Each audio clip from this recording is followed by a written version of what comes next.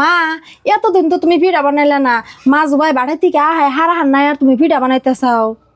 গেদি তুই তো কই বানিস আমি শুন বানিছি। ও 6 মাস ধরে বাড়াই গেছে দেখে আমি একটা চাইটাল পার দেনি কে কে রে পিঠা টিড়া বানিয়ে দেনি কে। আর মায়ের মুন মায়ের কি ভয় বলান্তে পিঠা খাইবেন মন ধরে। আর হেজন তো আমি পিঠা সিরা বানাই নে কে তোরা ব্যক্তি তো ওই সাথে একখানে তেলে কইলাম যে কটা পিঠা বানিয়ে ব্যক্তির খাওয়ার।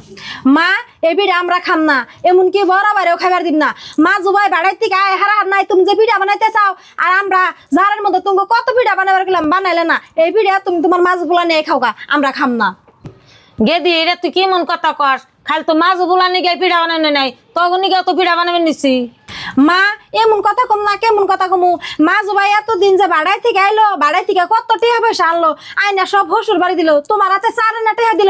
আর হেই মা জুবাই রে বড় ভাই টেহা পয়সা ভাঙ্গে তুমি পিঠা বানিয়ে খিলাইতে চাও কে? তা করতে চাও কে? বুঝি এই কথাটা মার কাছে কইছে দেখে মা মনে করে নারাজ দিছিল। নারাই যে বাজাম না, আমার সংসার আমার সব কিছু, তুমি কইবার অনেক আর কি। মা কম না কে পড়া দুনি দেখি আঙ্গ ঘরে বসতো না, দাদা করে দেন কে তা দেবেন কে? দাদার খাই আলাদা আলাদা হয়েছে তাই কি? আমি যে এতদিন বাইসে রয়েছি এতদিন পাই বললাম আমি পিঠা ছিলা বানাই খাওয়ামু, তাতে পোষালে আমাকে নগে থাকো, না পোষালে না থাকো, তাহলে বাপ মার বাড়িতে যে আরো। তুমি তো পিঠা বানাইলা কোনো শুনতো আমার কইলা না, আর বউ তো কই হারবো, বউ খাই আমাকে নগে একসাথ। পিঠা বানো মানে জিজ্ঞাসা করুন কে? বড় বলার কাছে 1000 টাকা চাইলাম যে পিঠা বানাও, তাই তো বড় বলা আমার 1000 টাকা দিচ্ছে, হেন দাম মিন্না পিঠা ছিলা বানাইতেছি।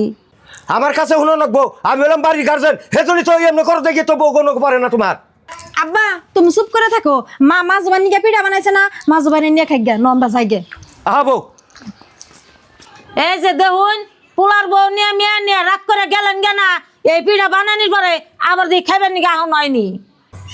আব্বা মা রে পিঠা বানাবার কইতে কইতে পিঠা বানাইছে, সেই পিঠা তাই আমরা খাম না, কেমনে করে খানা গিয়ে দেই কোনি কালকে আহো।